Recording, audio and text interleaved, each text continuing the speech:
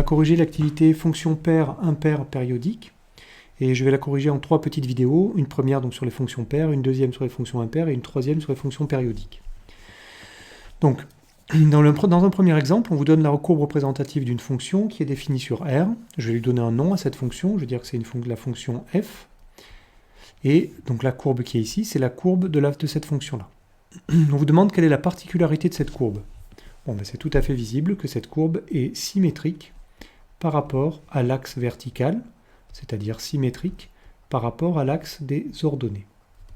Si je replie ma feuille suivant l'axe des ordonnées, ben les deux morceaux de courbe vont coïncider par rapport à l'axe des ordonnées. Alors on vous dit choisir 2 points A et A' qui ont des abscisses opposées sur cette courbe. Alors abscisses opposées, ça veut dire que leurs x n'ont pas le même signe. Donc je vais prendre par exemple un premier point, je vais prendre quand même des points qui tombent sur des coins de carreau sur la courbe, par exemple celui-ci, j'aurais pu en prendre un autre. Donc celui-ci je vais l'appeler A, vous voyez que son abscisse c'est moins 5. Donc je vais prendre le point A' qui a pour abscisse 5. Le point qui a pour abscisse 5 sur la courbe, quand je vais le chercher, il est ici. Alors évidemment, il est symétrique de A par rapport à l'axe des ordonnées. Et on va donner leurs coordonnées. Donc grand A pour coordonnées, moins 5 en abscisse, on a dit. Et en ordonnée, eh bien on lit 6. Et le point A', son abscisse est opposée à celle de A, donc 5.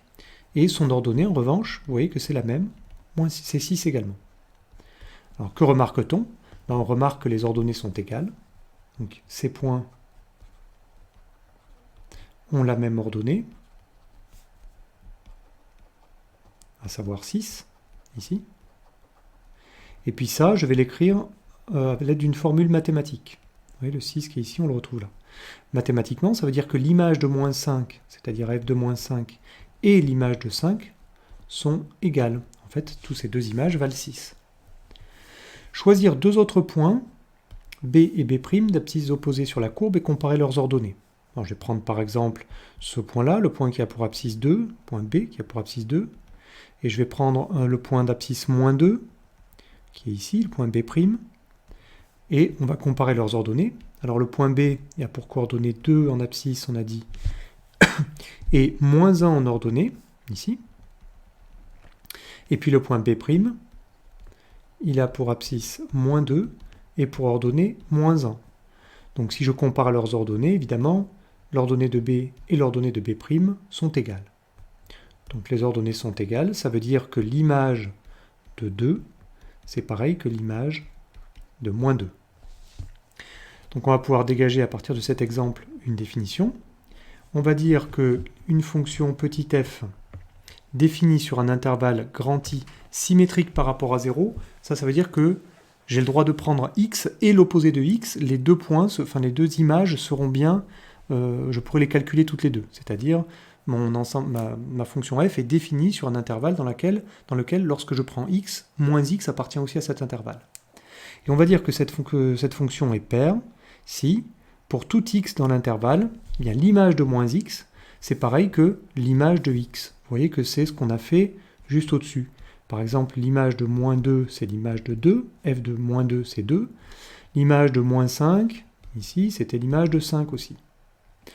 La courbe représentative d'une fonction paire, on l'a dit, est donc symétrique par rapport à l'axe des ordonnées.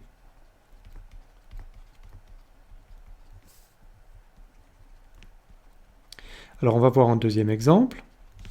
Cette fois-ci, on vous donne un morceau de courbe et on vous demande de le compléter. Exemple 2, complétez ci-dessous la courbe représentative de la fonction f, définie sur l'intervalle moins 6, 6, sachant que f est paire. Donc ce qu'il faut qu'on fasse, puisque la fonction est paire, ça veut dire que la courbe est symétrique par rapport à l'axe des ordonnées. Donc ce que je vais faire, c'est que je vais commencer par prendre ce point-là, par exemple, et je vais construire son image. Donc vous voyez que l'abscisse de ce point, c'est 2. Donc je vais repartir de moins 2, et puis conserver la même ordonnée, ici. Moins 2, 4. Donc ce point-là, c'est un point de la courbe. De même, je vais considérer l'extrémité de ma courbe, qui a pour abscisse 6. Et puis, je vais prendre le point d'abscisse moins 6 maintenant, et je vais prendre la même ordonnée que le point d'abscisse 6, à savoir moins 8, et j'obtiens un deuxième point. Donc maintenant, il me suffit de relier à la règle ces deux points, puisque ce morceau de courbe était représenté par un segment, donc j'ai un nouveau segment. Et puis, il me reste à compléter la courbe. Alors pour faire ça, vous voyez que ce point-là tombe bien, par exemple, donc je vais le reproduire ici. Enfin, je vais faire le symétrique par rapport à l'axe des ordonnées. Et puis ensuite, je peux prendre par exemple ce point qui ne tombe pas tout à fait juste, mais qui va me donner une indication, c'est-à-dire pour 1,5, l'image c'est à peu près 2,2. Donc pour moins 1,5, ça va être la même image, à peu près 2,2 aussi. Donc voilà, j'ai 3 points, je vais pouvoir tracer la courbe à main levée, et j'obtiens donc ceci, à peu près. Voilà. Il va falloir que je tourne un peu quand même. Et voilà. Bon, j'obtiens une courbe qui est symétrique par rapport à l'axe des ordonnées, c'est une fonction paire.